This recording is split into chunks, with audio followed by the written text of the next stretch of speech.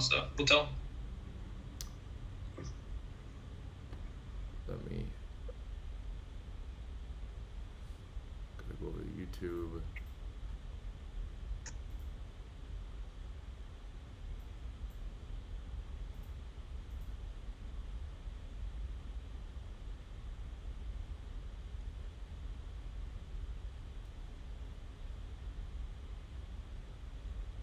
Okay, I got to get rid of that Bitcoin logo. And I have to make sure that we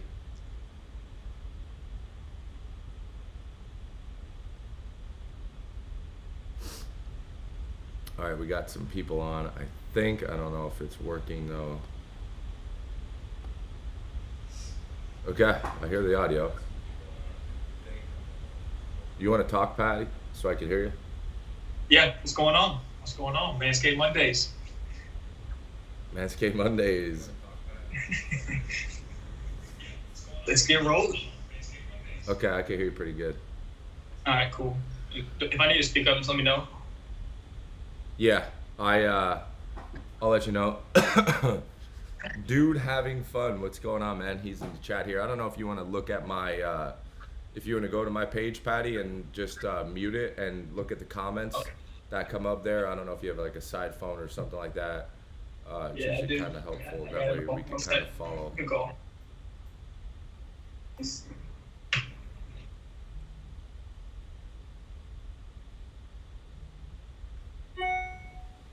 What's going on, Glockman? How you doing? How's your health, brother?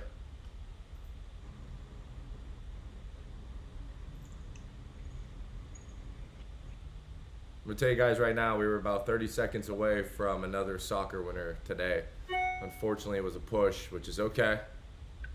But we had Crystal Palace draw no bet, and Brighton hit the equalizer at like the 95th minute. Should be a 2-0 day there, but I'll take a draw, 1-0 to start. I mean, it's just been, things have been going so freaking well. You know, obviously you knew the big play yesterday, Patty. And it's just, you know, the people take it certain ways, and you know, a lot of people will react to it differently. Some of the people don't respond to it. Some of the clients do respond. But at the end of the day, like I said in my free play video today, there's no reason that game should have gone under. And if you actually believe in using numbers, you know, you're dead on with the overcall. You know, unfortunately, it didn't end that way. Same thing with the Rams Bucks. I mean, it was first quarter. It was 0 points. I mean, both those high-powered offenses, they were just kind of came out run, just conservatively. Same thing happened at Chargers Chiefs. You know, when you're catching 56, total. Yeah. 55. All right, we got a lot of people jumping in here now, and I think we're just gonna rock and roll right away. Everybody that's, you know, a lot of the people in, most of them are YouTube Premium members. Obviously, Ghost picks Patrick over here. Myself, we're going to be doing a little bit of Monday's breakdown. We're going to call it Manscaped Mondays, because if you head on over to manscaped.com, which is located up here, use the promo code GHOST, you can make your banjo grow a little bit more if you just use the proper male grooming equipment. Ears, hair, nose hair trimmer, ball deodorant. Use our promo code Manscaped Mondays all day, every day. Coming into Mondays, we're going to talk, recap, kind of the overreactions, especially the Chiefs news. Heading into Monday, Patty has some great data already lined up for you guys for a play in the Eagles and Cowboys game. And again, if you're new and you're not subscribed, take a moment, subscribe to the YouTube channel. We're going to be breaking down this Cowboys game. And make sure you hit the like button. So hit that like button, subscribe if you're not subscribed.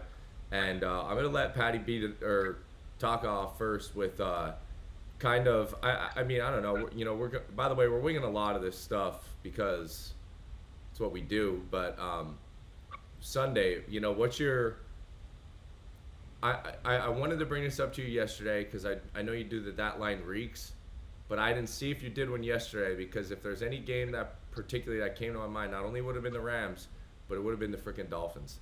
What was your take on yesterday, recapping, the madness in the NFL? So both of those actually, not as much the Rams. That was, just one of those games where I thought it was just a positive matchup in the Rams' favor. But the other one, Dolphins and the Raiders, absolutely. That line opened 5 and just trickled down all week long, sat at 4 for a good while. And no one was taking the Dolphins really. And, with Jacoby Brissett, pretty understandable. But, they're a dog. And Brian Flores, that defense, that's all you're looking for is a low-scoring game and catching 3 in the hook. And sure enough, got a little bit lucky there. That was on Instagram. That was at the tail end. But that line reached yesterday was actually the Seahawks at the Vikings. Yeah. That was one. Line opened 1.5. Stayed there all week long. Trickled up to 2. Dalvin Cook got announced out, and that line doesn't budge. That's something that immediate red flags. As someone Dalvin Cook's caliber gets announced out, and that line doesn't move. Hold the phone. And Seahawks passing, defense, they're terrible. So Kirk Cousins, Justin Jefferson was actually in my DFS yesterday, which 1 for 1 there. So little plug to the DFS. But Justin Jefferson, no Dalvin Cook, balled out. And that was actually a pretty easy win for the most part. But those games, a lot of, overreaction to maybe Russell last week. Russell Wilson, the top quarterbacks can easily be overvalued, and we saw that with Mahomes. Yeah. Go ahead and lean on that one. I'm going to mute this for some reason. I don't know why. It's probably doubling on my thing here. Let me just make sure it's not doubling. Yeah, so I completely agree with you on, you could still hear me, right? Okay. I completely agree with you on the Vikings call. I'm a big Vikings supporter. I think they're just a fair team. And unfortunately, they have kicking issues that are haunting them year after year after year. I faded them week 1. And then I think I had them week 2. I don't remember exactly, but that line, unbelievably incredible. Super, with the Dalvin Cook news, obviously the whole public's going to be jumping on Seattle, has been looking very well as well. And it was a great game just to watch, too. It wasn't a boring game. It was a fun and exciting game. Speaking of some of the prop bets and some of the big things, I'm going to kind of let you continue to ramble here because, at the end of the day, when we have big numbers like some of the numbers you've been talking about, this is some of the stuff that you're offering. And you're the only one on the website offering a lot of this DFS stuff. And we're going to touch on that here shortly between the Cowboys and the Eagles. And I know you told me earlier in the week that you were talking about the DFS full year, very cheap price. You threw your little DFS plug in there, but kind of elaborate more on what that entails. Because, we have a package on the website talking about DFS, super cheap, goes all the way to the end of the year. First of all, your numbers in DFS and the stuff that you're bringing to the table is unbelievable. So kind of elaborate on that package because that's a ballin' fucking package. Sure. DFS, it's pretty much all numbers. Certain million contests, 5 picks a week. You got to pick. It's tough going up against top competition there. And that kind of stuff, you got to find any angle you can get. One of the biggest things I try to look for is not mismatches. I try to find mismatches all week long, and one of those happened to be Justin Jefferson versus that secondary. Those kind of picks, a single player dominating a team can completely change the outcome of the game. So like last night, my numbers showed I had 49ers. That's a tough loss to the 49ers.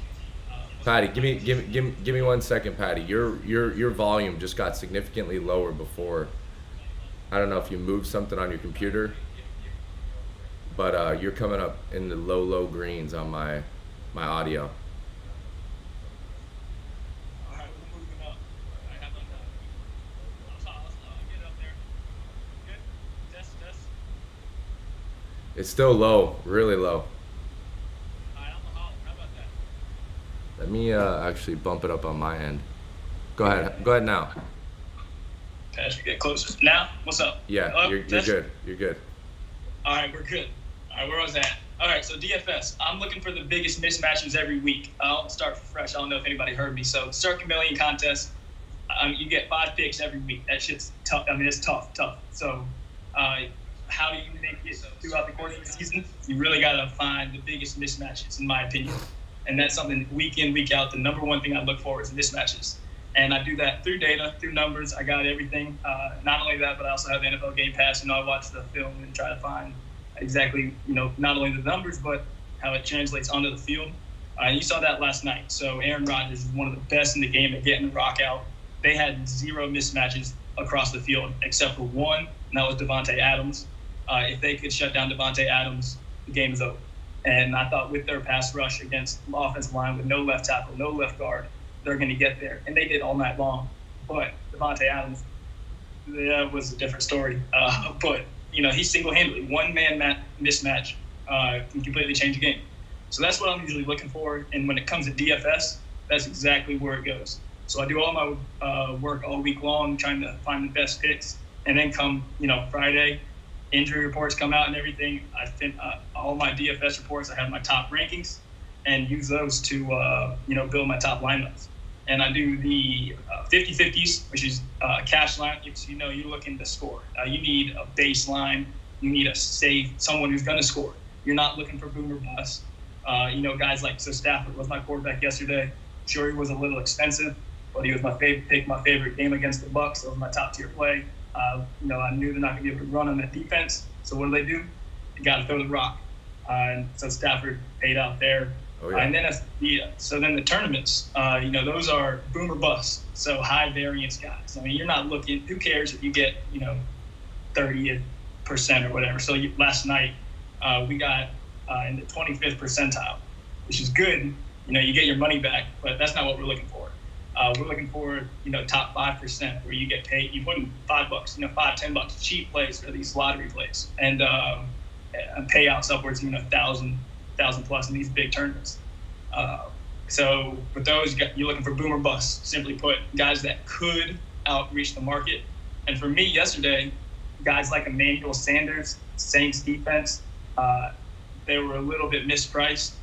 Obviously, a guy like Emmanuel Sanders, you're not going to trust him to go for, 27, 28 like he did yesterday every game. Yeah. But against a Washington defense that plays a lot of man coverage, got to shield us of Stephon Diggs. It opens up the field for one man only, Emmanuel Sanders. And so as we were very, very close to hitting big in the tournament, unfortunately, my boomer bust, it was my quarterback tight end stack of Jared Goff and Hawkinson.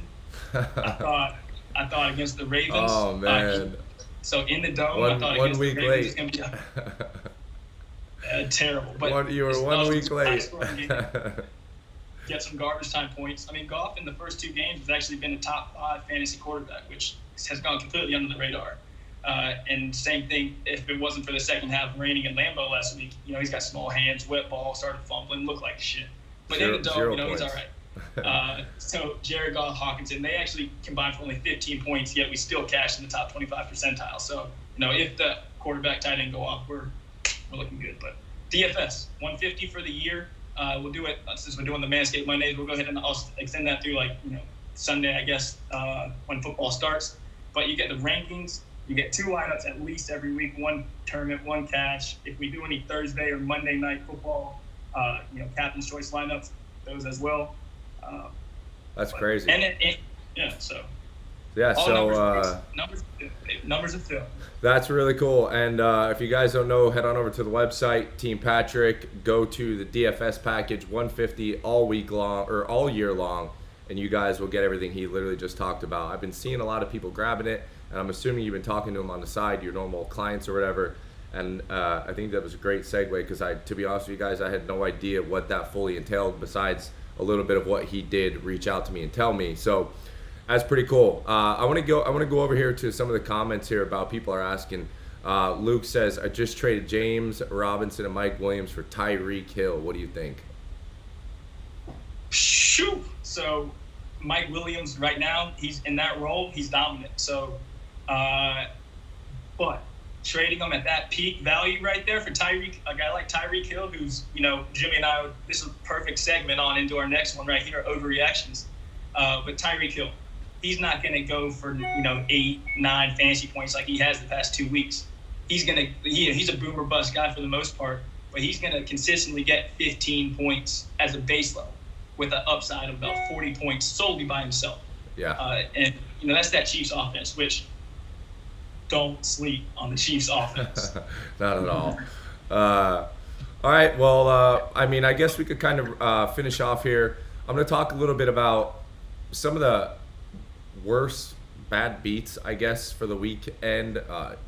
In more particular, Sunday, all NFL football here. I was at the Jaguars game, and I know a lot of attention wasn't really on that game. Huge public favorite on the Cardinals, obviously.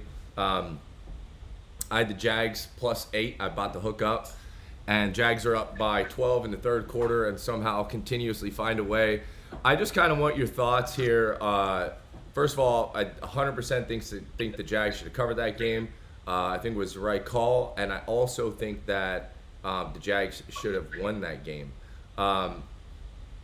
With all that being said, what do you think about Urban Meyer and the way this offense is ran? Because if you have anybody on that team in any fantasy lineup or any prop bet, which is pretty big in your book and a little big in my book, like, do you think that this is a serious issue? I do not think that he's ready for NFL football right now. Oh, he seems incapable, and there's no doubt about that. Whether it's the play calling on week 1 against the Houston Texans with James Robinson getting like 4 carries, that's just kind of like unacceptable. But so I was actually on the Jags myself, very small, but I thought they had a decent matchup at home. Cardinals coming cross country. They got off to a slow start, and they took advantage. I thought there's no way they should have covered that game, up 12 in the third, catching 7 in the hook. Really, and if it wasn't for one play, Urban Meyer, they run, Cardinals just score, and the first play out, you're back up in your own zone, and you run a flea flicker. Jesus. Lord have mercy. I was watching that game, and I was like, it is bad. The offensive line is bad, no doubt about it. But you cannot try to run these trick plays with a rookie quarterback, number 1, who's definitely in his own head. Right now, this guy was the camera. He was the light of college football last year. He was the number 1 pick. He grew his freaking hair out. He's, he'll be doing shampoo commercials soon. But now you bring him into the spotlight of the NFL. The trading cards, massive value grabbing. Lawrence, obviously, so much attention. And to be honest with you, I was calling him all game yesterday. Check down Trevor. Doesn't have time for that second or third option. The line's getting through. Back is very small, so he can't handle these big backers and these big defensive ends. The run game is disastrous because they're not afraid of the pass.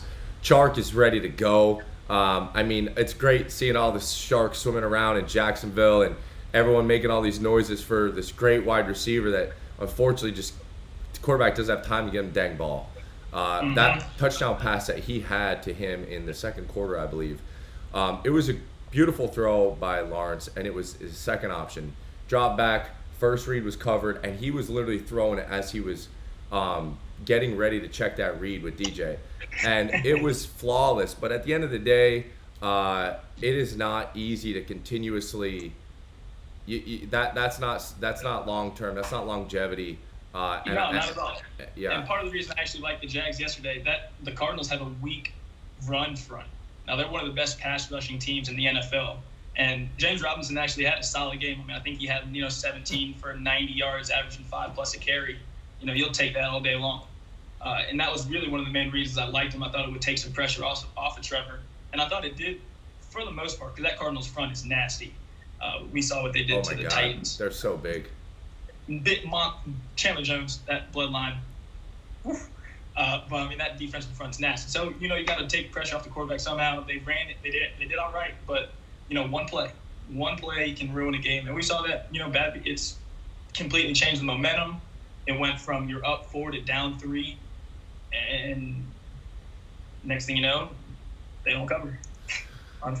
Okay, my big takeaways for Sunday is that the Browns, they're going to continue to do good things. Very good team, lots of great talent all around. I think Baker Mayfield can stick to his sports betting apps, do his little commercials there instead of trying to be on TV. It looks like he's kind of focused this year on football. And I like watching the Browns. And I would say my number one takeaway from this week is that the New York Jets are true dog shit. They're worse and worse. And at this point, if we're not fading them every week, something's wrong with us. They're freaking bad. They're bad. They're bad, and they're bad. They're bad. Now, I will say in their only defense, the past 2 weeks they've gone up against 2 of the top 5 secondaries in the NFL, in the Pats and the Broncos. So that's the only silver lining. But man, do they look bad. And I will say, as far as that, if they're playing a bad secondary, proceed with caution, fading them. I wouldn't take them, but that's one of those teams that, and it's the same thing on the flip side. So the Broncos, don't overreact on the Broncos. Yeah. The Broncos are the only team in the NFL who have played 3 teams that have 0 wins. The Giants, the Jags, and the Jets. 0-3, 0-3, 0-3. Probably 3 of the bottom 5 offenses of the NFL. So just take the Broncos with a grain of salt. And I'd say the same thing with my Panthers, honestly. But, phenomenal defenses, both of them, no doubt. So, pump the brakes a little bit. But go ahead. I want to hit on one big key point before we start moving off into some of the look-aheads. We'll talk about the Chiefs and Chargers game in a little bit. But I want to talk about the Buffalo Bills. This was a big question mark for me going into the year. I didn't completely agree with the massive signing for Allen. I thought that he had a maybe best year ever for him last year.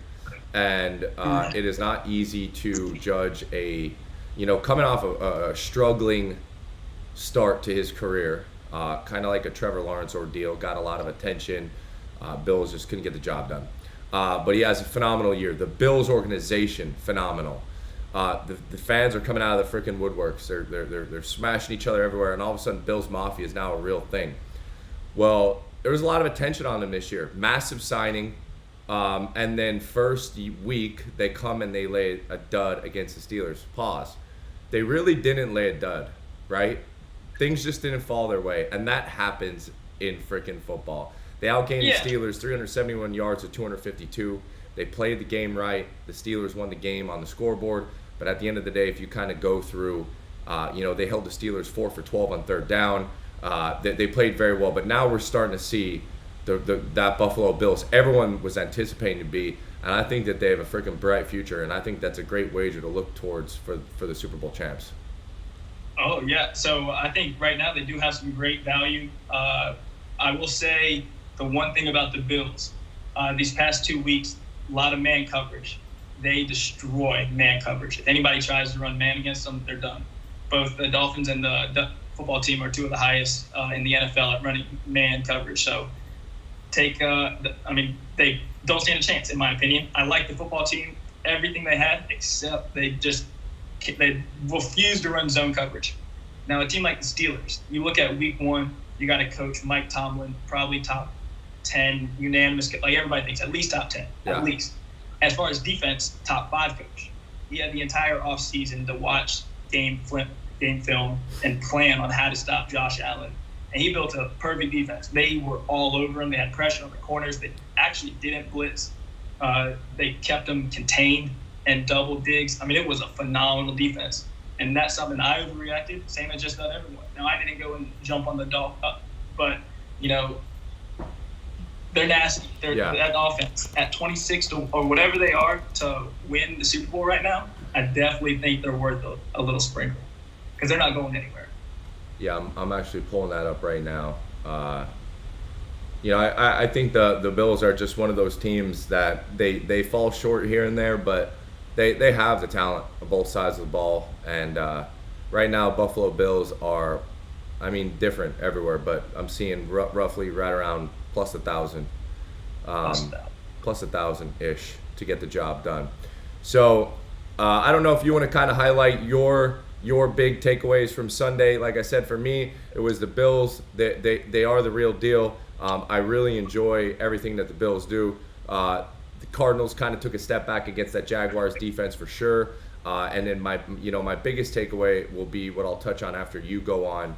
I don't even want to talk about how bad Big Ben and that Steelers offense is, but I'll let you kind of, we go from week 1, week 2 to week 3, and people develop new things. Lots of overreaction every single freaking week, just like you said. Probably it's Broncos and Jets. You go into to week 3 or week 4 now, trying to see these opening lines, and people are already overreacting, and that's where we kind of come in to capitalize on those soft lines, just like the Rams.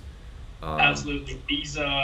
The weeks about 4 through 7 are probably some of my favorites to bet because it's monstrous overreactions, and you get to see the strength of schedules kind of before they start to shape out. So a team like the Broncos, you look at who they've played, I haven't heard not one single person talk about their strength of schedule. 0-9, the team that they played. Literally. Those are the little things where you find your advantage, and the book knows this stuff. Like, despite anything that you think, the book knows it. You think they don't? They do. They've got people who do exactly what I do and what you do, and 100 of them. They're good at what they do, and if you think there's an angle, you're probably wrong. But something that they some overreactions. Skill players like Dalvin Cook, when they get injured, they are replaceable. Madison comes in, does the job. Now someone like a left tackle, you saw it week 1 with the Saints. David Bakhtiari is maybe the best left tackle in the game. That's the kind of stuff a line won't move, but that kind of stuff matters. And so, one overreaction, or not overreaction, the Chicago Bears. It's not Justin Fields. It's not Andy Dalton. It's not any of them. It's the team. It's the coach. Matt Nagy is one of the worst coaches in the NFL. They're talented kids. I love the Bears all weekend long. There's one of my favorite stats. I love taking quarterbacks in their first start. It's just over time. They cover, and that's because the rest of the team steps up and plays hard. The defense everybody on that Chicago Bears team wanted Justin Fields to start, but Justin Fields wasn't the guy. So you need someone like Andy Dalton to just take one step, slant route, and just punt the ball. And that Bears team sucks. It has no hope. And if do you know how many passing yards they have? Matt Nagy is. I said it after week 2. So I love the Bears this week, and I didn't take them. I went back to my Twitter and I said, I'm done. It was a 4th and 15, and they ran an 11-yard out route. I think it was a trappy line too, wasn't it? It was it was 7.5, but I'd like to see when a backup quarterback gets announced to start that line actually does move, so that way you gain a little extra value. It was 7 with Andy Dalton, the look ahead, and it was 7.5 with Justin Fields. I thought that was, no value, so I ended up laying off. But Cleveland was clearly the right side. One passing yard between one passing yard. I've never seen anything like it in my life. Between when you subtract the sacks, they had 42 yards, man. They had 42 yards of offense. Dude, unbelievable. That's a damn shame. That I think you hit the nail on the head, because there comes a time where you got to step in and you got to say it's more than the freaking players. And if you guys aren't tracking, we just talked strictly numbers. Bears had a putrid game, not even 100 total yards. Obviously got dominated by the Browns. And the Browns didn't even play that well, to be quite honest with you. On the offensive side. Just absolutely crazy. Absolutely crazy. It's insane. And that's a team. Week 1, I had the Bears against the Rams coming out the gate. I thought they had a nice little run advantage, and they took them to the woodshed. They averaged 7 yards a carry in that game. You tell me anybody averages 7 yards a carry in a game, and I tell you they win, probably cup. And they just absolutely dominated. But then they got into the red zone. Matt Nagy is Matt Nagy. He's the worst coach in the NFL. I'm a firm believer. And for many years. Put icing on the cake, he just released that week 4, the starting quarterback is up in the air between Nick Foles, Andy Dalton, and Justin Fields. The quarterback's not the issue. The coach is the issue. Take the Lions week 4, and let's roll Dan Campbell all day long. So I wanted to kind of throw this out there here just on your initial thought. No numbers needed. Broncos line actually opens up -1.5 versus Baltimore. That's pretty wild. Huh? That's the first line I recognize. For me, it's probably going to be a stay away. For sure. For me, for sure. It's they give Mile High way too many points for this. So I think, Mile High is one of those only stadiums that they truly account for like 3 points is home field. So if this was in that Ravens, in Baltimore, it'd probably be like -6, maybe -5 for the Ravens. Yeah. Which I think is about right. But for me, it's Ravens or bust. But I'm not a Joe Schmo, so it won't catch me with everybody. Now, I do think a lot of people like the Broncos. And after that performance against the Lions, but this is it's early in the week. That line is suspect. Definitely look at that twice. Absolutely. Definitely. So, everyone that's in the chat, any kind of prop or fantasy kind of questions, throw them down there. I'm sure me and Patrick could give you our thoughts on them. Get in the comment section about some of your trades throughout this week. Again, if you're not on board, Patrick's DFS special, it's $150 for the entire year of football. That's crazy. Just listening to the couple of the numbers that he was talking about in the first 10-15 minutes of this live stream, you guys should buy it just based off that. Kind of going over into our next little segment here. I want to talk about Super Bowl odds. I'm going to bring up the Kansas City Chiefs first.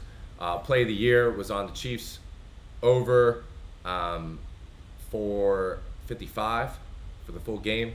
Doesn't get there.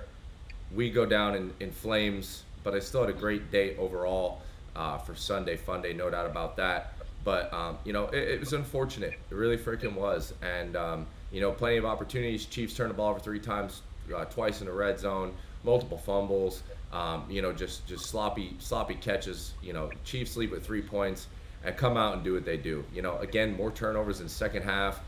Chargers can't figure out 7 plays to score from the 5, multiple penalties, 2 missed extra points, including 1 being the last 20 seconds of the game. Beyond unfortunate, beyond head scratching of how the fuck do they know that it's 55 style things. But one takeaway we get from that is that we will see overreaction all the time from people neglecting the Chiefs. I think the Chiefs are 2-12 their last 14 games ATS. They just can't cover these big numbers that they're laying for them. But the point of all this is to say this. The Chiefs are always laying big numbers because when you plug their stats into any kind of system, that's what it shows you. This is their true potential, their true capability.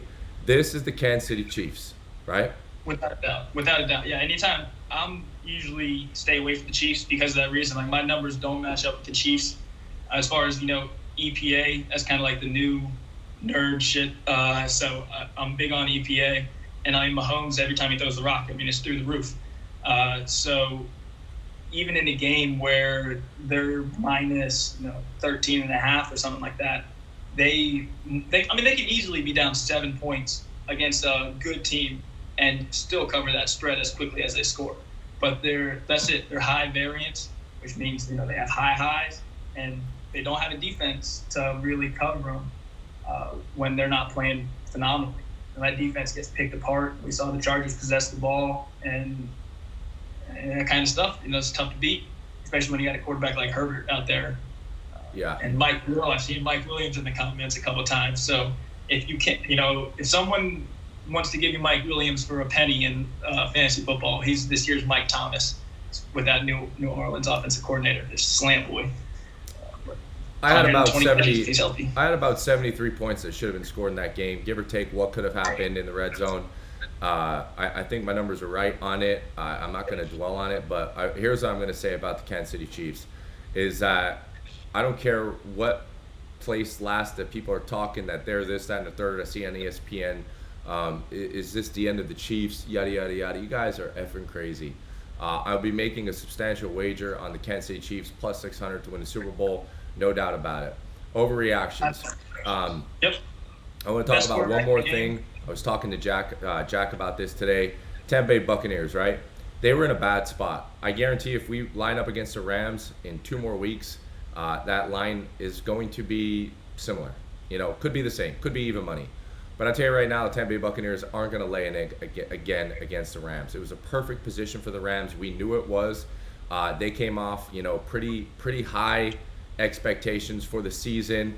Obviously, bringing in a brand new quarterback, that blessing in disguise he got out of Detroit. And here we are, 2-0, and you're bringing in the GOAT, the greatest of all time. These guys are on social media. They're ranting and freaking raving. These guys think that they're the best, and they could be the best, the Tampa Bay Buccaneers. And the Rams come out and literally Stafford's just no fucking around. 27 for 38. Let's go. We're the LA Rams. Let me catch you off guard. I think 2-3 weeks down the road, if they played again, Buccaneers beat them because they get that humility back. I think that the best thing to happen for the Buccaneers was this loss against the LA Rams. I think they have a bright future for them, going into with a loss for the rest of the year. I just think the Rams are, the ideal matchup for the Bucs. They have a terrible run defense. The Bucs don't like to run the ball. These were all things in my write-up for the game.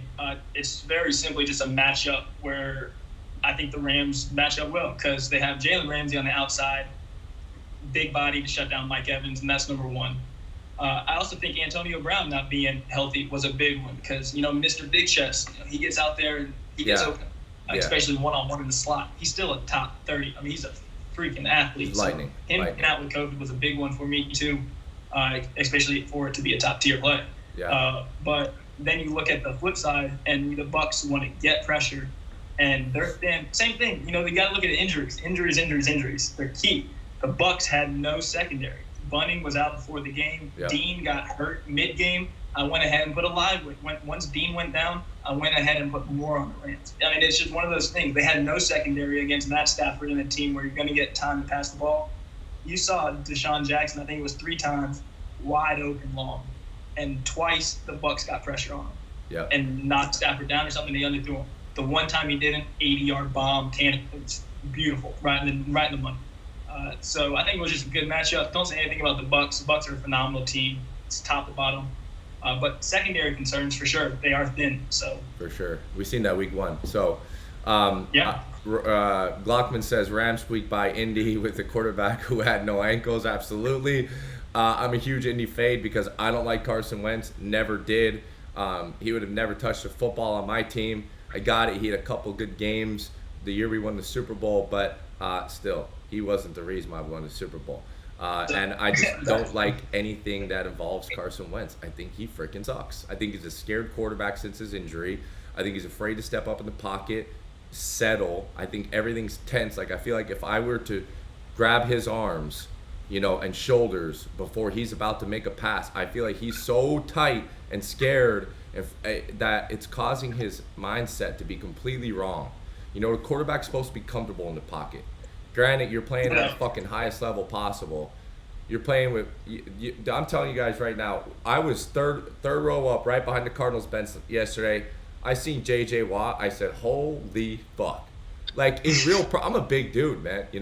Like I was walking in there, like, "Dude, are you Gronk?" I was like, "No, these kids kidding around." But I'm telling you right now, these guys are so big and they're scary. And I think Carson Wentz just is never going to let that go. I think he's too tight. I don't think he's comfortable.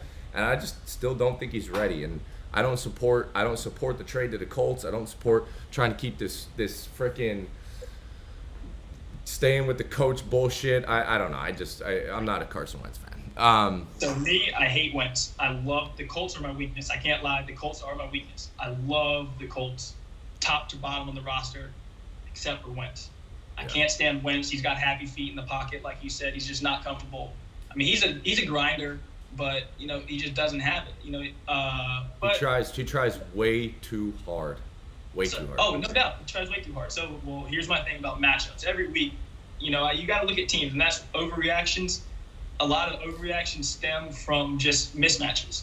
So I had the Colts versus the Rams week 2 for a nice little winner. And the Colts probably shouldn't beat the Rams on the field. Yeah. That's because the Colts want to run the ball. They want to pound it down your throat. And the Rams have a soft, like we said earlier, Rams have a soft run defense. So that's where you can beat them. And the Colts had success all day long. They were 1 for 4 in the red zone. with 2 turnovers inside the 5, and still we're in a 3-point game with that. So that's one of those teams, again, you really got to just look at the matchups. But if there's a good pass rush coming at Carson Wentz, fade City.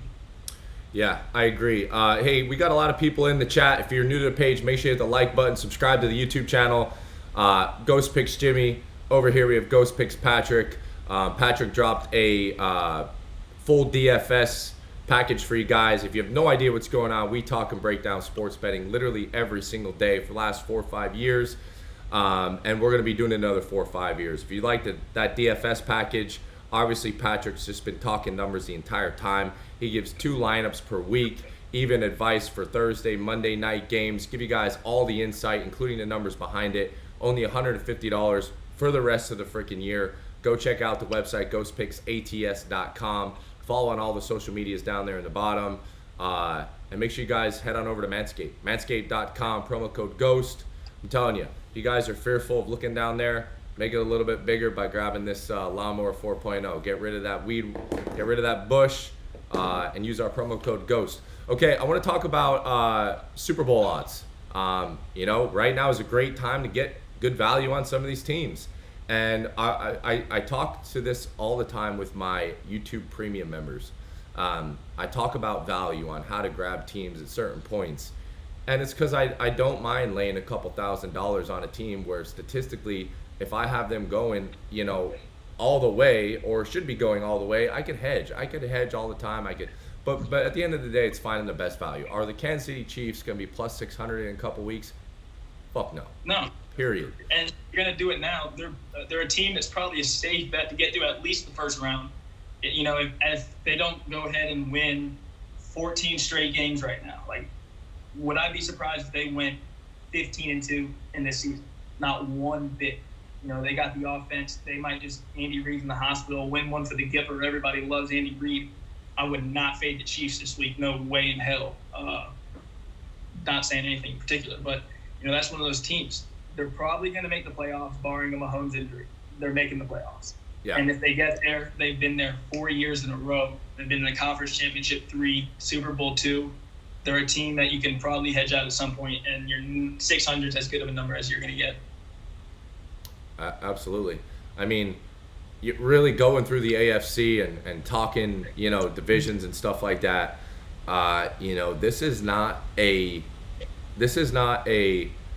First of all, the AFC West is kind of tricky right now, right? The Chargers are, Herbert, you never freaking know.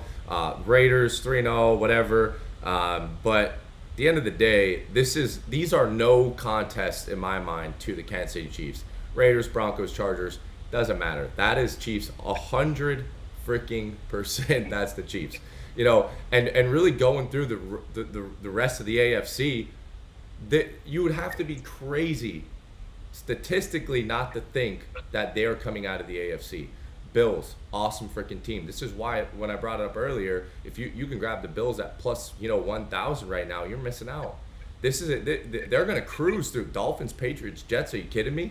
They're writing their own ticket. Bengals, Ravens, Browns, and Steelers. That's a tough little division there. And really the Ravens and the Browns, they're very good, and who knows what team's going to show up for either one of them. But at the end of the day, you go through the whole AFC, I still don't think anybody on a perfect game, no doubt about it, Chiefs -6 minimum, any one of those teams on a perfect game. Obviously, that's why I've been preaching to everybody, do not overreact. The Chiefs had an awful freaking start to the year. Very unfortunate. The defense is not showing up. Lamar Jackson beat the Chiefs when they played the Ravens. And that's it. It's very tough to cover a guy like that. And at the end of the day, that's not going to carry the Ravens. That's not going to carry the Ravens to the Super Bowl. Unfortunately, that's going to give away. But you got a team like Tennessee Titans in the South. Sleeper, all that stuff. But my point of all the Super Bowl odd talk is that if we're not grabbing the Chiefs right now plus 600, we're missing out on future money. Yep. Let's just say I bet $5,000 on the Chiefs, right?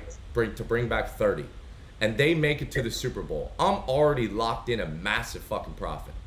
And this is where people like us Okay, I'll tell you right now, I use $5,000 on some dumb shit, or let's just say 500, for example. I know a lot of people blow money on dumb shit.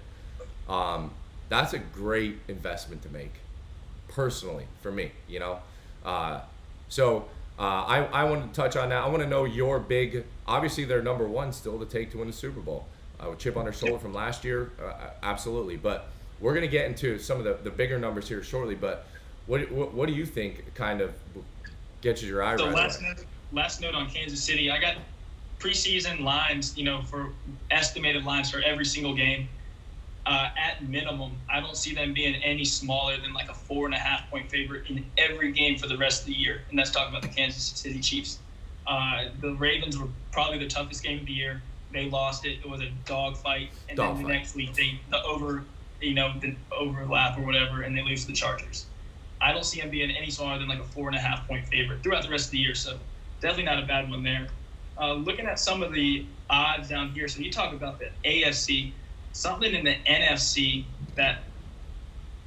so everyone's really hopping on the Packers right now. And that's one that I understand why, but I don't think the defense has it. I don't think the offense has it really either. Now, once Bakhtiari comes back, I think they're going to be dangerous on that. With anytime you got Devontae Adams, Aaron Rodgers, and time to throw, you're going to be dangerous. Yeah. But unless they get the number one seed and end up playing out of Lambeau, I really don't see it happening. So NFC, the current odds on this team are terrible, but at a long shot, I kind of like the Arizona Cardinals after this week. Now, hear me out here. This is why. They're going to drop, I feel like, a pretty substantial margin after this next week here. I don't like them this next week. So this is something, definitely wait. Don't do it yet, because right now everyone's high on Arizona. But once they die back down, I think that's one of these teams when you look at pass rush and coverage, those are two of my most important things. They've got a phenomenal pass rush and they got great coverage on the back end. If they can put those two things together and if Kyler Murray can stay healthy, that offense is as dynamic as anyone we've seen. Cliff Kingsbury kind of reminds me of like a Doug Peterson. The dude's a little wild out there running them more inside the 5 on an end around. But that's the kind of stuff I like to see. Kyle Shanahan last night, I got a clip saved on my phone. George Kittle ran in motion. I love the amount of motion. Motion is one of these things in the NFL. It's actually highly correlated with EPA going up. EPA goes up when you use motion on pass plays. Kittle goes in motion. The linebacker goes sprinting toward the flat. It opens up the whole side of the field. Debo cuts down the middle. They all follow him. Brandon Ayuk was wide open in the seam. And that's the kind of stuff that Cliff Kingsbury, he presents. Yeah. They inside the 5. So I talked about the Colts. Fucking score inside the 5-yard line. You're a running team. Do what you have to do. Quit throwing the ball. But get creative if you have to. And that's what Cliff Kingsbury did. They weren't scoring. He put Rondale Moore in there beside Kyler Murray. And that's two guys running 4.3 40s, quick, small, shifty. They hand off to Rondale Moore on a jet sweep and have him run a quarterback option. I mean, that kind of stuff is the stuff that I love to see in the red zone, especially out of teams that are dogs. They're going to be a live dog, but with Kyler Murray in that pass rush, I think they can compete. Now, maybe they don't win, but I do believe that before the year, the Cardinals were my team to come out of the NFC at the long shot. And I really do think that they've shown everything that I need to see. Yeah.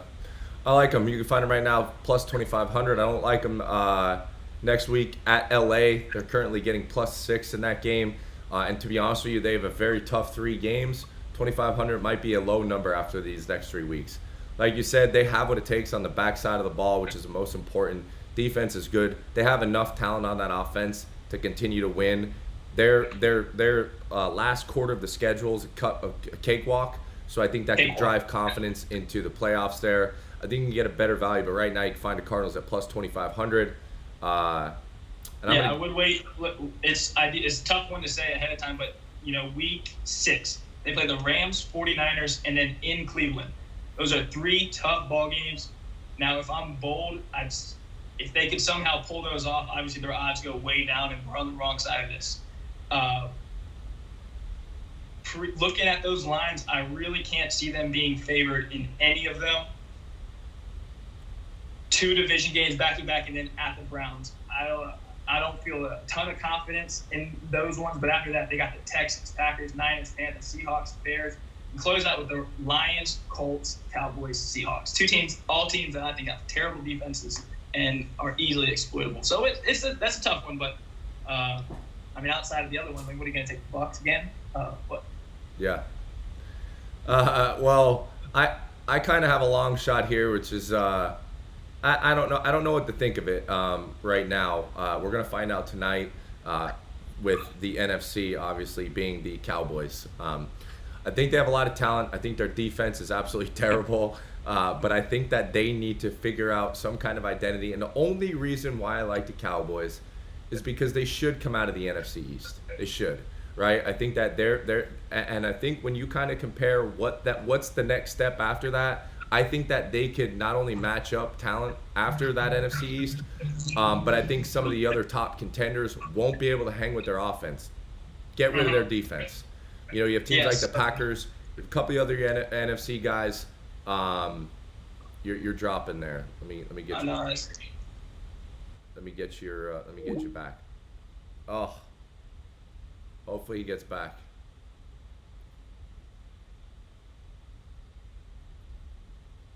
Hopefully we could get old Patrick back in.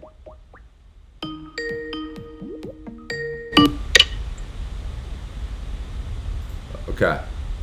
That's me. There we go. Back. All right, back to it. So, okay, NFC. We could call it what we want. The NFC East is really bad as per usual. I think the Eagles got some talent this year. I think they got a great defense. I think they have a chance to win the NFC East. I really do. But I just think talent-wise, a lot of the new signings. You know, let's not forget Dallas is almost a year behind everybody. They're still finding their identity on both sides of the ball too. They're trying to put the pieces together back with Dak leading the team. Brand new rookie talents that look like they've been in the NFL for multiple years. But, you know, the only thing that honestly scares me is whatever comes out of the NFC North. And then obviously the Buccaneers, because I don't think Carolina's going to continue to hold the South there. But who really knows right now? They're playing that well on the defensive side of the ball. Rams, you know, they're third or fourth right now for odds on the Super Bowl. But with all that being said, I think their path to the Super Bowl may not be as challenging. Like I watched their Week 1 game against the Bucs. They did what they had to do to almost pull that game off. Unfortunately, you know, teams are going to be seasoned by them. But let's not forget, so are the Cowboys. Yep. They're just super athletic in my book. And like I said, I think the NFC East is theirs. Theirs to lose is probably the better way to put it. And the only reason why I'm bringing them up right now is because you're getting right around plus 3,000. So no, you're completely right. So I think the exact same thing about them. And honestly, after watching Week 1, the first thing I did was went and looked at their schedule. I think they win the NFC East. I think that offense is phenomenal. And I was doing all those things to prepare for it. And sure enough, Lyle Collins gets suspended. DeMarcus Lawrence gets injured. Now, these are two things that I think are absolutely monstrous. Once they come back healthy, I think they easily are the best team in the NFC East. In today's game, you got to have a quarterback. They have the best quarterback in the NFC East. I don't think that's even debatable. No, it's not. Maybe Hurts. Hurts has played well. No, he's not. He's not a good quarterback. What Sirianni's doing with that offense? I'm telling you right now, I don't know if he's calling the plays or if we got our OC actually calling the plays, but the shit that I seen yesterday or last week in the red zone with the Philadelphia Eagles, it was hard to be a fan. It was a Philly special on third down. That was on fourth down. Just absolutely terrible. But that's one of those things. Mind you, that drive started first and goal on the 1 from a PI that they got on third and goal from the 4. That started on the 5. Don't get me started on that drive. I mean, just that's what you call horrible coaching. We talked about the Bears. We talked about some of the other idiots that are actually being able to allowed to coach these new talented era of athletes. This is completely new. This is not normal. We have guys like Pollard just coming into these games like, yo, like these big jerseys that are selling out, like better be a good wide receiver at this point because there's talent all freaking over the fields these days, and it's kind of crazy to kind of keep up with how much talent is actually on the field every single game, especially tonight. There's a lot of crazies on the field tonight. Oh, no doubt. I think they probably have, just like I was talking about the Cardinals, you've got to have an offense, pass rush, and secondary. Diggs has actually been one of the best surprise corners, in my opinion, this year. He's been phenomenal, absolutely phenomenal. So if you can shut down one side of the field, it really helps out. You can run zone or concepts around the other side of the field. If you can shut down one half, that's major key, Darrelle Revis, Stephon Gilmore style. And then you add in what Micah Parsons has done. I love watching Micah Parsons last week, rookie linebacker out of Penn State. They had him lined up at defensive end because DeMarcus Lawrence is out.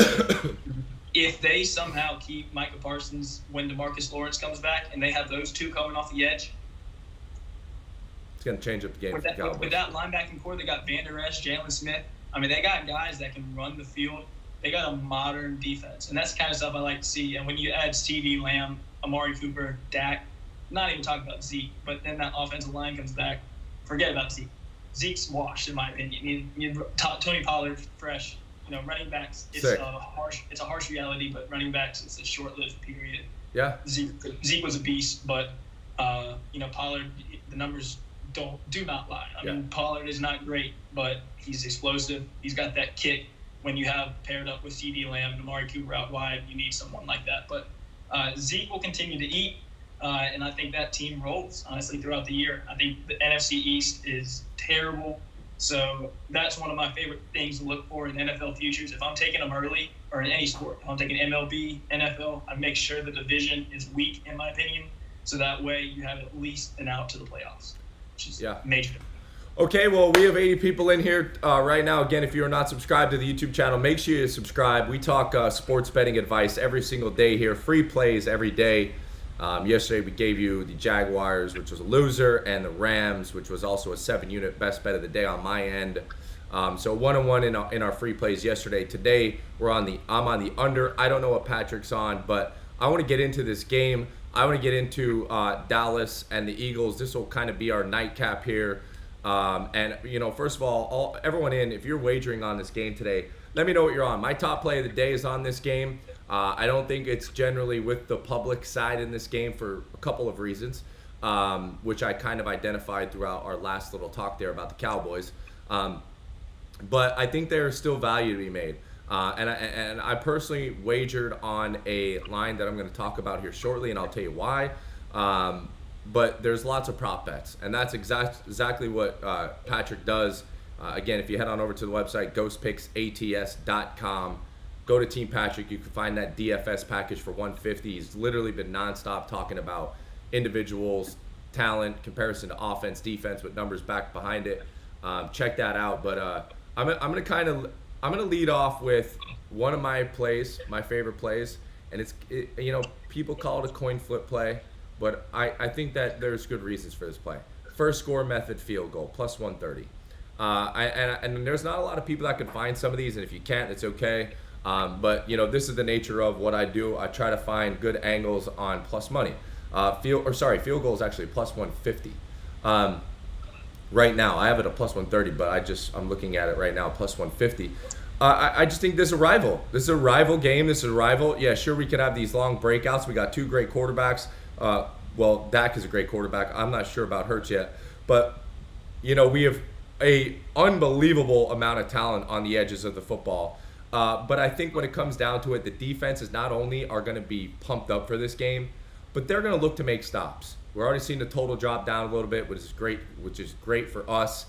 As bettors, public tend to ride the over in these big primetime games. You guys know me, I'm a massive public fade. My free plays on the under, and I think that kind of correlates into this. I think no matter who gets the ball first, you can drive down, doesn't matter. I don't care what happens, but at the end of the day, if you're looking for some plus money, first score method of plus 150 for a field goal, I usually take this every year in the Super Bowl. Besides last year, I took Gronk to score, and I cashed that fucking ticket at plus 1,500 there. But like I said, I think both great offenses kind of struggling in the red zone there. Like I said, Cowboys still trying to find their identity. Rival game. This is a great bet for me. Plus 152. You're getting 1.5 your money back on return. I don't know what your thoughts are on that, and we'll get into some of the props here in a second, but I don't know if you have anything to say on that. No, primetime games. I'm always a fan of division games. There's a prop, if you can catch 3 field goals flat. Some books do 3.5, but some do 3. If you catch 3 flat in division games, and then that 3.5, usually you get that plus money on the over. Yeah. I mean, 2.5. 2.5 usually like minus 150, which is still not bad because I get what you're saying. But then you get up to 3, and 3 is where it gets to plus money, and you're push if it's 3. But division games, defenses step up, usually tighter, a little lower scoring, bend, don't break philosophy. They don't want to give up the long ball touchdown and lose the game on single play. So it leads to more field goals. And that's just one of those things. It's just, you see it all the time in primetime games, all the time. But so at plus money, if it's Jimbo's play, we'll ride. Yeah. So a play I like, when I'm looking at player props, I like looking at game script. If it's a top play, it has to follow both game scripts, whether you're ahead or whether you're behind. You can catch somebody like, almost lost on Stafford's completions yesterday because the game script wasn't in their favor. I didn't think they were going to beat the brakes off the Bucs. I thought they were going to win handedly and it would be through the Stafford pass. But sure enough, it got close. It did hit, but it was a lot closer than I would have liked. So one that I like today, whether the Eagles are behind or whether they're ahead, I like Jalen Hurts over. I'm seeing 50.5 to 54 across the board. Kind of depends. Over 54 rushing yards. I think it'll go over either way. This is something here. So their last 4 quarterbacks that I would consider running quarterbacks: Lamar, Kyler, Jalen Hurts, Kyler again. They all went for over 70 yards. Not even close on the total there. And these are all running quarterbacks against this Cowboys defense. You look at the left tackle for the Eagles being out, probably add a little pressure. Jalen Hurts, running quarterback, escape the pocket. And if they're ahead, they're also running the football. There's the threat of the read option. Even if they're ahead, it's not like, just run with the running backs. He's heavily involved in that game as well. So, and if they're getting the breaks beat out of them, soft defense, soft coverage, Hurts very well. Easy 20-yard run on any of those plays. So that's one play I like there over. So anything over 60. I think he goes over 60 for sure. So, I'm seeing 50, 54 at the highest. So Jalen Hurts rushing total over like that. Okay. I'm going to talk about 2 plays that I like personally, both on different sides of the ball. And I'm going to tell you why here. Listen, I don't know why. I guess just for the pure hype of CeeDee Lamb versus Amari Cooper. I don't know the status. Let me check the status on this as well, because I'm seeing actually Cooper is actually less. Let me just confirm on that here. Okay, I'm seeing Amari Cooper right now. He's actually 5.5 receptions compared to CeeDee Lamb, which is 6.5 receptions. Now, I personally think that the Eagles can win this game, and I like them plus the points today. But I think that kind of has to go in with, well, let's look at some of the Cowboys receivers, right? If I'm going to add my numbers up, and then we'll look over, CeeDee Lamb he's subject to his reputation right now, unfortunately. Guy's a freaking freak athlete, absolutely phenomenal, phenomenal. But that also comes with coverage, right? And that also frees up Amari. And Amari has more receptions than CeeDee Lamb this year. And, whether or not he's more talented than CeeDee Lamb, I think over 5.5 receptions is a steal deal. And I'm going to just double check that I said that right here. Yeah, Cooper's got 16 receptions. CeeDee Lamb's got 15. Lamb's got more yards, but I ain't worried about yards. Give me 6 receptions for Amari Cooper today. I think that's an absolute steal deal. Like I said, the reputation comes with CeeDee Lamb, opens up. That's why Cooper's getting those, and he's a good freaking receiver. Also, longest catch for Devonta, I believe, right now is 22.5. Let me check that for you. Let me get that on you. I know Glockman asked about Miles Sanders today, and I'll let you kind of answer on that. But I think the longest reception for Devonta is 22.5, which I just found. Don't have a personal wager on that, but that's something that's super intriguing for me. I just think that the game style of Philly right now is Philly game style. They want those guys on long routes. They want to throw it up, air it out since Jackson was there, and that's the fun nature of the Philly offense, the Philly team. That that's exactly what we want. And getting a guy that's that quick, that explosive, just get behind the secondary multiple times today. I think it's a great wager right now. Devonta Smith to get behind the secondary. All right. I hear that one. So when I'm looking at these games, especially division, I like going back and looking at some of the things and how the games transpired.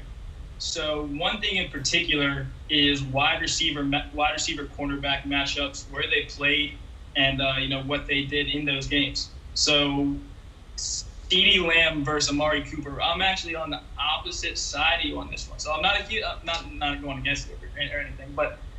So in the past against the Eagles, Darius Slay has been locked up on Amari Cooper. And that's one of those things. Now that CeeDee Lamb is the big guy, that's the big question.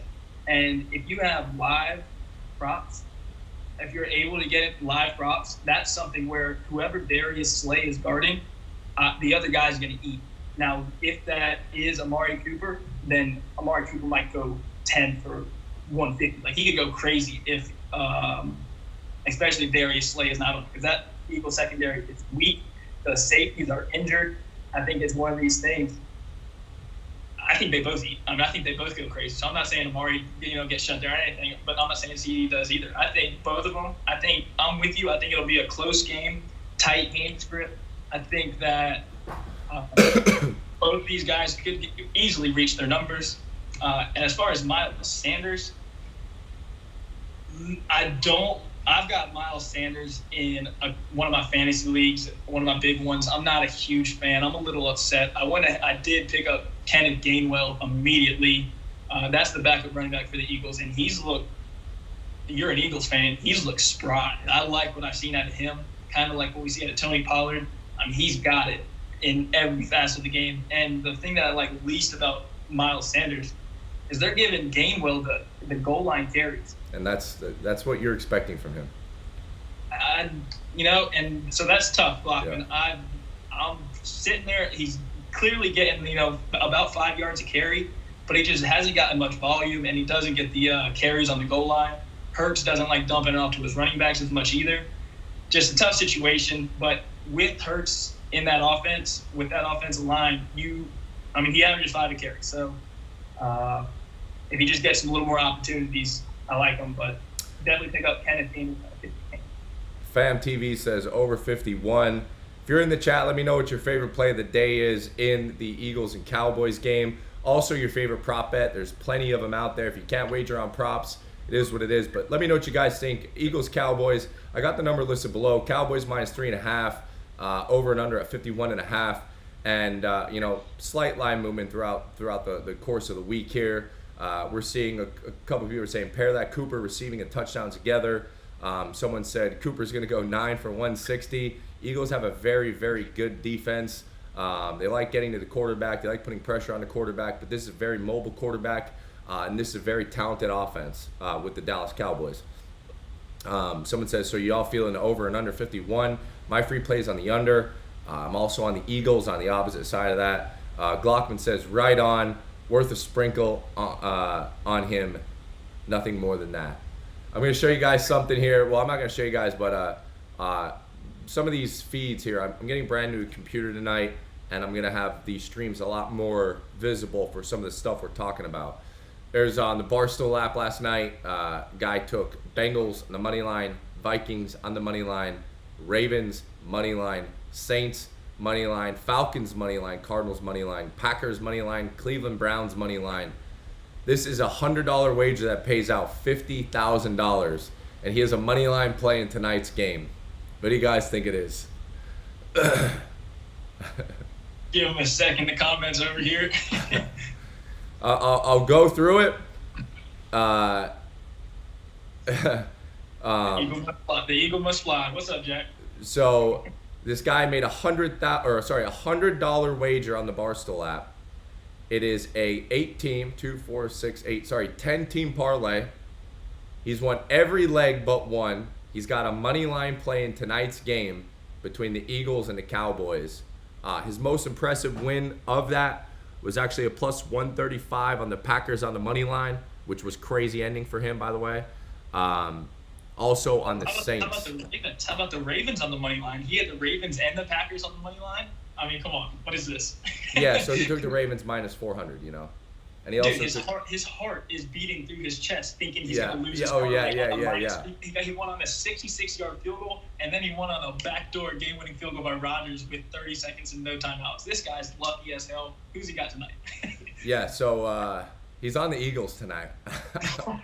So this guy's been calling his shot all freaking weekend long, and he's riding with my boys.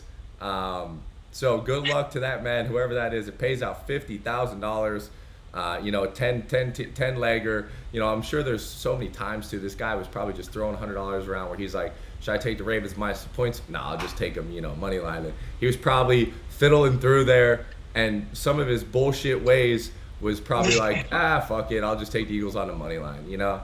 And, you know, good for him. But again, guys, we have about 100-some people in here watching. If you are new to the page, subscribe to the YouTube channel. We talk daily sports betting, not only for ourselves, but to help you guys out. I'm going to kind of recap my my prop bets that I like for the day. I like Devonta Smith, longest reception over 22.5. I like Amari Cooper, total receptions over 5.5. And I like the first score being a field goal plus 150. I'm going to let you kind of wrap up your take on the game. Yeah, so if you're just coming in, I do like Jalen Hurts rushing total over as like my favorite player prop in this one. I like a teaser in this one as well. I think the Eagles plus 9.5. You're getting through a couple key numbers there, and I think in a division game where I lean on the under, I think it's catching 9.5 is a damn good number. I think that the Cowboys defense is soft. I think even in garbage time, they could easily cover that, even though I think the Eagles will be in this game all game long.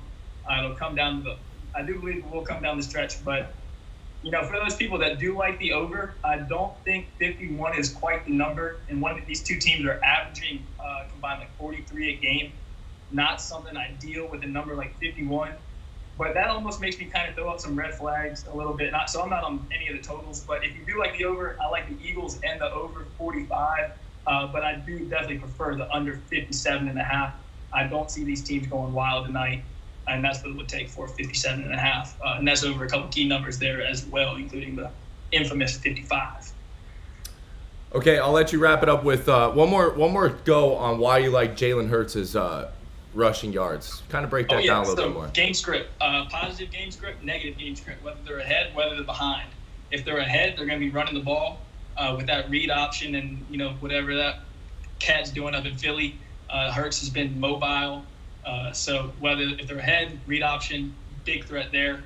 And if they're behind, once that Cowboys defense softens up, we've seen Hurts take off out of the pocket time and time again. Does it quite often. And then the icing on the cake is the last four opponents that the Cowboys have faced that are mobile quarterbacks. It's Kyler, Lamar, and Jalen Hurts. All of them went over 70 yards, including a touchdown, I do believe. So pretty safe number. It's only sitting at like max 54. I think he goes for at least 60. So far this year he's been moving out of the block. So in the 49ers last week, that's a tough one. So yeah. Jalen Hurts, whether one way or another, I like it. Okay. All right, guys, make sure you subscribe to the YouTube channel. That's all we got for you guys tonight. We're obviously all going to go watch the Eagles game. Let me know what you guys think in the comment section. If you like Mondays, Manscaped Mondays, obviously it's brought to you by our proud paid partners at manscaped.com. Go check them out. Some of the best #1 male grooming items for you guys. Got a hairy bush, need to trim up. Check that out. Use the promo code GHOST. If you just are tuning in, kind of go back. We talk some futures. We talk Super Bowl odds, grabbing key numbers right now, like the Chiefs at plus 600. We talked about the Cowboys at plus 3,000 right now. And again, kind of read on to why we talked about some of these things. The hedging at the end of the year, investments for the future. This is plus 600 on the Chiefs, ain't going to stay there too long. and kind of correlate that into your own idealistic areas of sports betting. Don't just be a game by game guy trying to make money from your book tonight. Think long term. Think plus 600. Think plus 3,000. Think long term grabbing these, and think about some of that little side money that you're using at the bar tomorrow night or Friday night that you could have threw on a plus 600, that you look down the road and you say, fuck, man, this team is minus 500 right now. I could even push this on prop swap and make fucking ton of money on it. There's so much more to this level of betting that we do. That's why we talk the numbers. That's why we talk everything here. So make sure you guys check out some of the stuff we talked in there. Make sure you go follow Ghost Picks Patrick. He'll be in the bottom of this video if you're tuning in not live. His YouTube channel's in the description of this video as well. Check out all the Ghost Picks handicappers, and good luck, Eagles. Real quick, two things for a piece of that over here. One, if you're here in watching this live stream, actually, no, never mind, I can't do that. If you're here watching this live stream, send me an email and we'll hook you up with a little something. And then you said something that I completely forgot. Oh, if the Barstool guy is watching, or if anybody ever hits a parlay of this magnitude and you've got one play, don't be afraid to hedge. Maybe put $5,000 or something, find $5,000 and put it on the team, so you come out with at least 100 to win $3,000 is still pretty good, and 100 to win $45,000. Okay, I'm not gonna let you guys go off that, because that's very important that you said that. That's why we talk Super Bowl odds. This guy made a $100 bet, and he's gonna guarantee himself $50,000 with the Eagles on the money line, right? So he has a base of $50K potential winnings off $100 He can go Cowboys money line for $25,000 and guarantee this himself massive fucking payout. And you got to ask yourself, if you wake up the next morning, what am I mad taking 40% of what I originally was going to make, or am I going to go all in?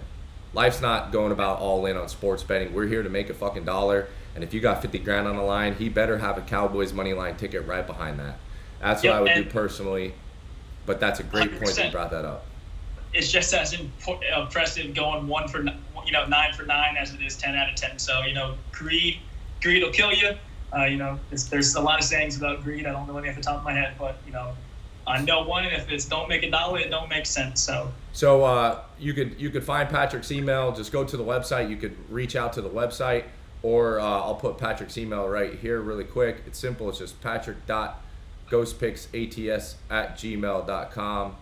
If you have any questions about the packages that we went over, his DFS 150 all year, great opportunity to reach out to him. He's always giving out special promo codes for just his clients, which I love. Like